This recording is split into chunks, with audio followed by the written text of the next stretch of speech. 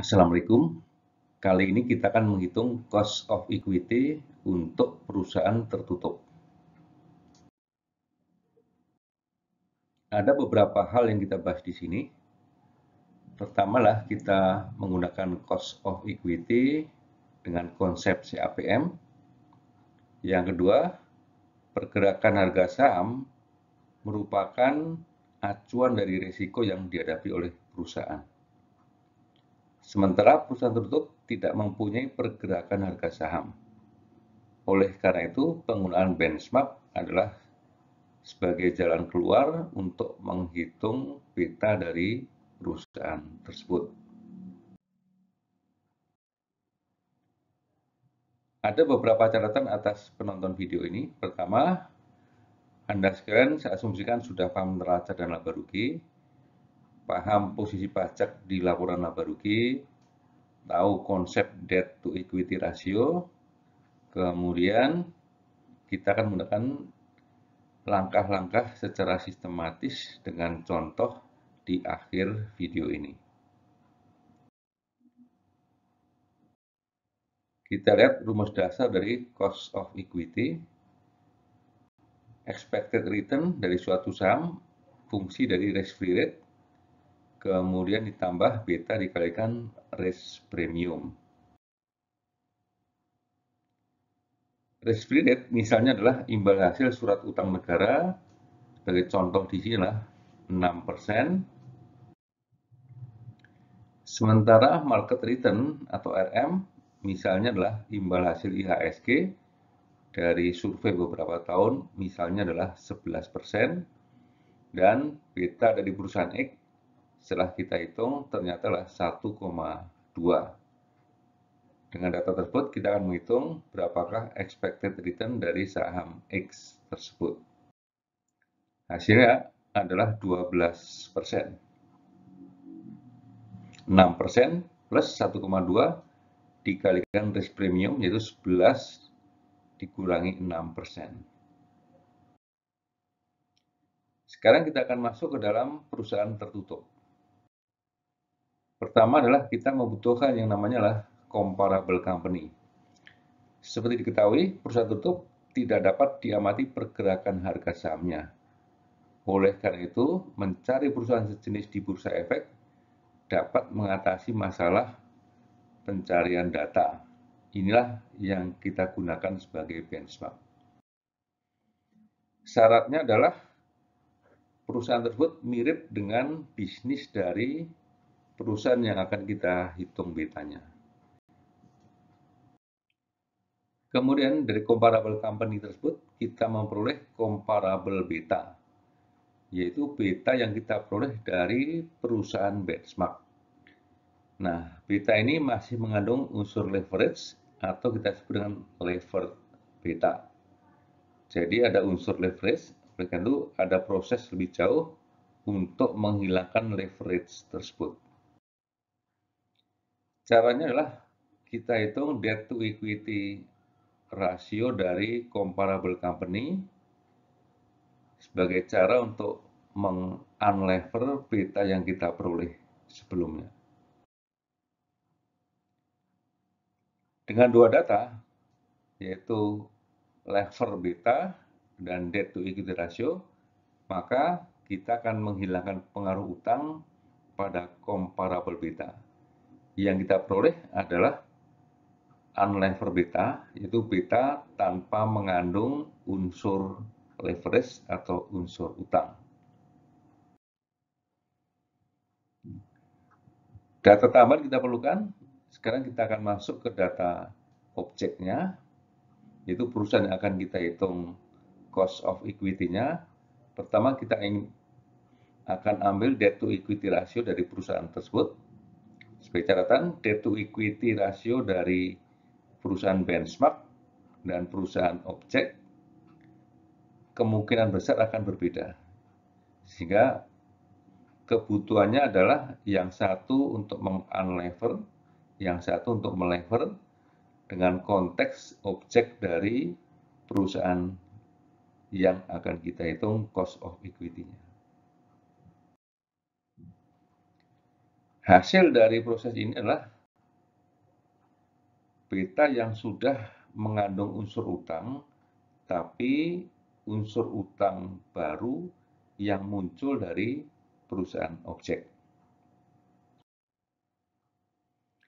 Nah, dengan demikian, kita akan bisa menghitung cost of equity dan kita membutuhkan risk-free rate serta risk premium sebagai kelengkapan menghitung cost of equity.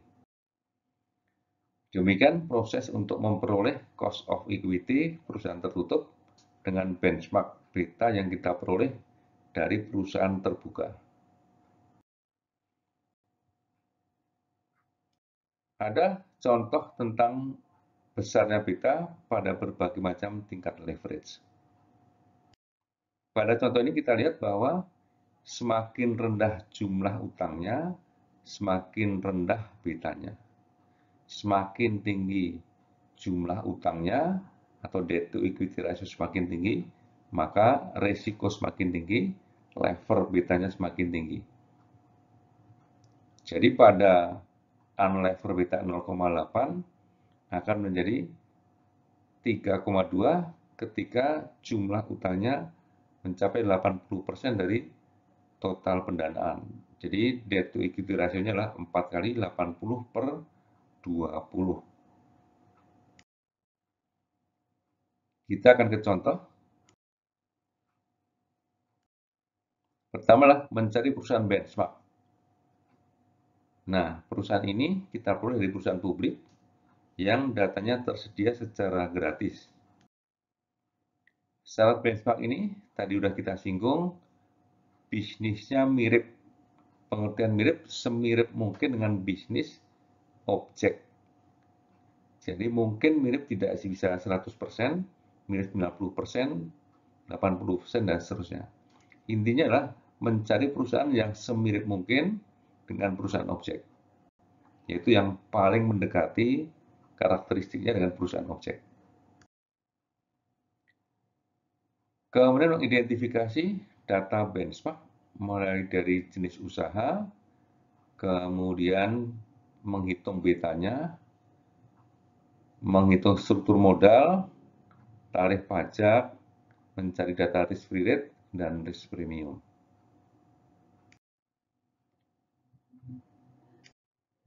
Data proyek, kita membutuhkan neraca, yaitu besarnya utang, kemudian ekuitas, sehingga kita bisa menghitung debt to equity ratio. Setelah itu, tarif pajak, ya, data proyek atau data objek. Kemudian, ini adalah rumus dari lever dan unlever beta. Ada 3 rumus, rumus cost of equity yang sudah kita bahas sebelumnya, beta unlever, dan beta lever. Intinya adalah beta lever, beta yang mengandung unsur utang, beta unlever adalah beta yang tidak mengandung unsur utang atau belum mengandung unsur utang. Ada beberapa catatan di sini. Pertama adalah hampir semua perusahaan mempunyai utang, sehingga kita memerlukan cara untuk menghilangkan unsur utang tersebut dalam menghitung beta. Saat pertama kali beta diperoleh, hampir pasti adalah merupakan lever beta. Kecuali dengan pasti bisa dikatakan perusahaan tidak punya utang berbunga sama sekali. Supaya bisa digunakan, kita akan melakukan proses, ya, membuang unsur utangnya atau meng-unlever beta tersebut. Sebagai catatan terakhir, kita ingat bahwa DER dari benchmark dan proyek itu adalah dua hal yang berbeda. Bisa satu lebih tinggi dan lebih rendah atau sebaliknya.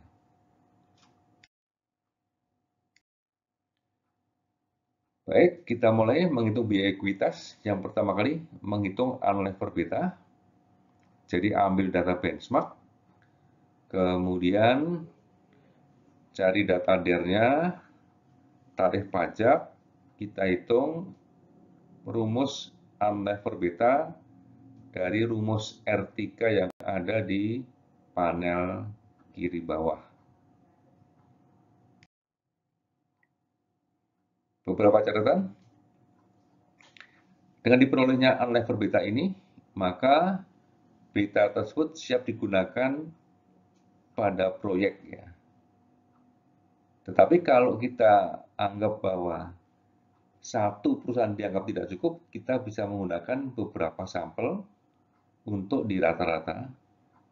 Tentunya dengan penggunaan ini, kompleksitas pekerjaan akan bertambah, tapi plusnya adalah objektivitas diharapkan makin membaik.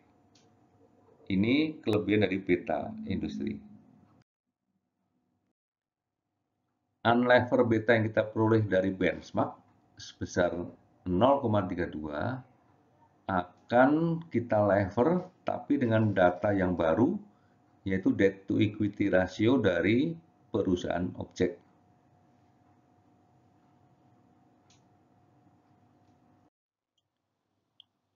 Tahap ini memasukkan unsur debt to equity ratio yang baru, yaitu debt to equity ratio yang muncul dari perhitungan pada proyek atau pada objek, yaitu kalau kita lihat di sini sebesar 3,0.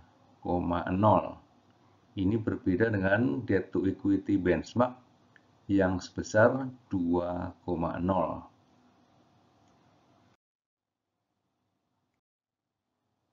Kemudian tahap berikutnya menghitung cost of equity.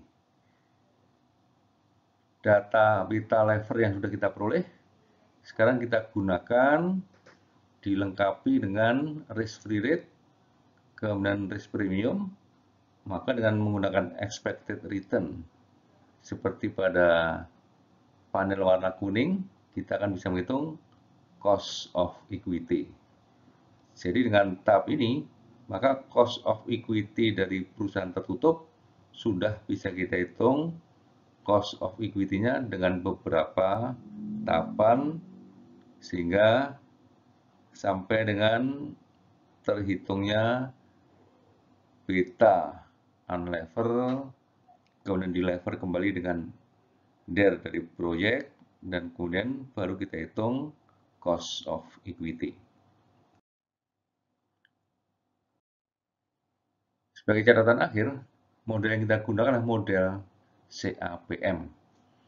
Nah, benchmark yang kita gunakan di sini adalah merupakan perusahaan yang digunakan sebagai contoh. Ini sebagai cara kita mengatasi ketiadaan data beta pada perusahaan tertutup. Dengan demikian, menghitung cost of equity perusahaan tutup sekarang bisa dilakukan dengan beberapa tahapan, dari mencari data perusahaan terbuka sampai terhitungnya cost of equity dari perusahaan tertutup tersebut. Demikian, semoga bermanfaat. Wassalamualaikum warahmatullahi wabarakatuh.